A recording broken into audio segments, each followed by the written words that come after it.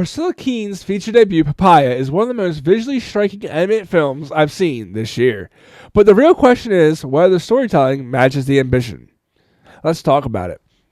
Papaya runs at just 1 hour and 17 minutes, short for a feature, and it makes a bold choice. There's absolutely no dialogue. Not silent in the classic sense, but completely without spoken words. Everything is told through imagery, movement, sound, design, and score.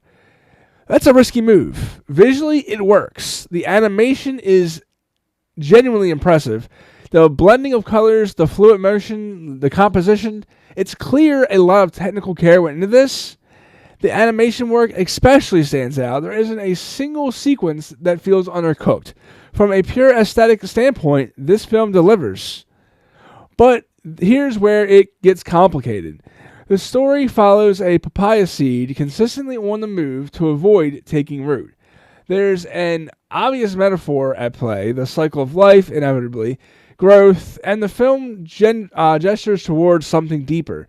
The problem is, it never quite builds the emotional scaffold to make that theme land.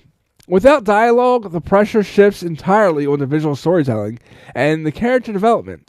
And while the imagery is strong, the emotional connection feels thin. It's more observable than immersive.